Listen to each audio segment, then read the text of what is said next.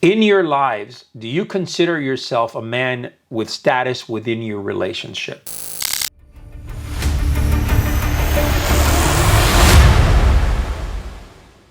Did anybody see, or does anybody know who Andrew Tate is? In this interview, and if you don't know Andrew Tate, this is a guy, young guy in his middle 30s, actually late to middle 30s, I'm not too sure, that he came on and he just basically blew up all over social media.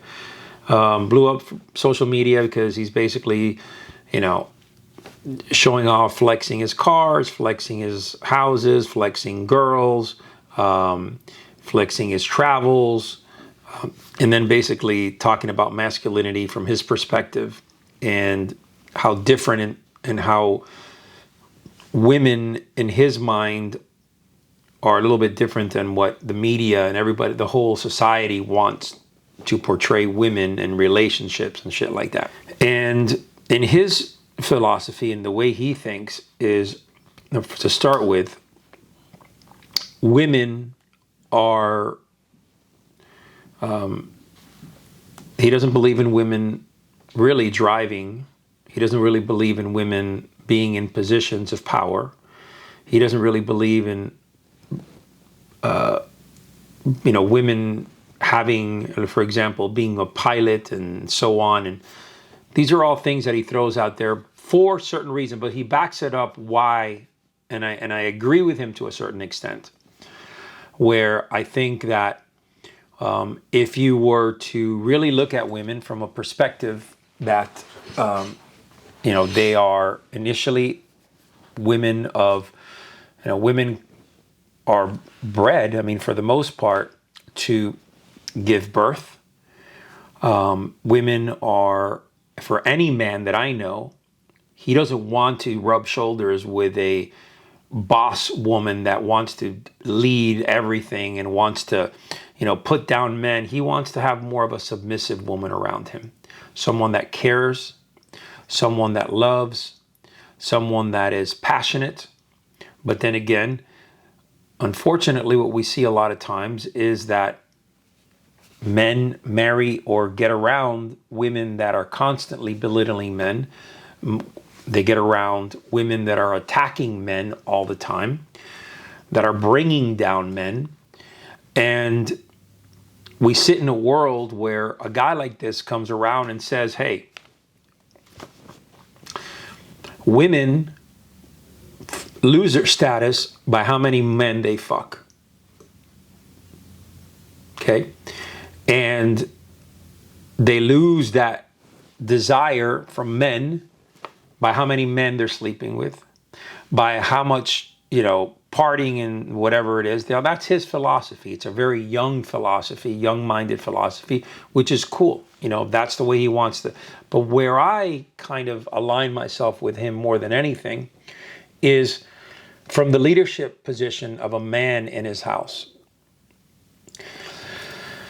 is where a man can be decisive and be a protector at home. And many women don't like that, and they don't want that. They prefer a man just to be their partner, their life partner, and not to be a protector, not to be a man that makes the final decision, not to be the king of the house, but rather just a partner. Now, for me, I don't believe in that in any way, shape, or form. As a warrior-minded man, you are the king of your house. You have the final say. You have the final decision. Too many men in this world are constantly, I got to talk to my wife about this. I got to talk to my wife about that. Maybe even some of you who came through this journey, I got to talk to my wife. The same old excuse. I got to talk to my wife about this. I got to see what she thinks. And you can't fucking decide one thing on your own. Now, what happens many times is that you guys are married. You guys are with someone that, unfortunately, does not allow that. They refuse, right?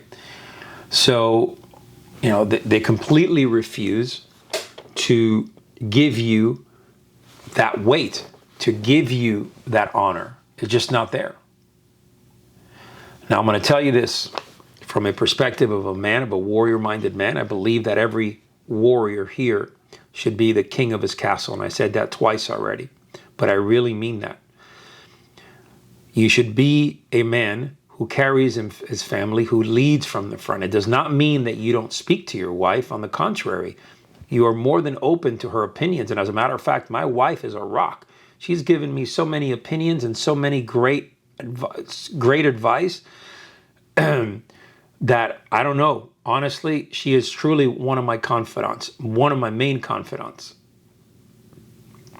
when it comes to decision making. However, she knows very well that if I go out there and I make a decision for the family and for us, she will stand by it. She might not like it at times, but she will stand by it. There is no bickering. There is no, oh, honey, you fucked up. There's no, oh, honey, you're a loser, and why the fuck did you do this, or whatever. There is none of that at all. Zero. How do you hold yourself in your household? Are you the type of guy that is constantly bickering with his wife and constantly being brought, kind of punished by his wife? Are you emasculated, or are you held to a certain level? Now, keep in mind, most women are going to look at a man completely different than what that man sees himself as. Because what happens here is this: you either have status or you don't. And women will look at you from a perspective of, does this man have status? Does he carry weight? Is he a man of honor and a man of integrity? Most men fail miserably at that point. They don't carry that weight. So women, all those questions that women ask, the answer is no, no, no, no, no, down that checklist. So how do you get yourself to a level, to a status where women can look at you and really want to admire you? They want to see you succeed. They want to see you grow. They want to push you to become better. Because a lot of you, and I'm talking here in general, not just here, people here, but a lot of men are lazy fucks. They sit around, do nothing. They hold no status. They get uncomfortable as fuck. And when they walk in to an environment of successful men, they shit. That's the reality. Listen, as a strong man, as a warrior-minded man, to walk into a room full of high, successful alpha males, and I don't mean successful running a $10 million company. I'm talking about 100, 200, 300, $500 million companies out there. Men who are really bringing their fucking A game. When you get around a group of men of that caliber, the conversation is different. Can you hang with that conversation? Can you walk in a room like that and not fucking tremble and be all uncomfortable and shit? As a Wall Street broker, one of the most important things that I knew to build myself was to get around men like this, to walk around groups of billionaires. So I would put myself out there. I would travel to New York City once a week to get around men like this. Successful men who are pushing and growing. And to wipe that discomfort out of my mind completely, because I didn't want to be uncomfortable walking into a room like that. But you know what? Even to this day, in the groups and the rooms that I walk into, when I walk into rooms of billionaires, I still get a little fucking butterflies in my stomach.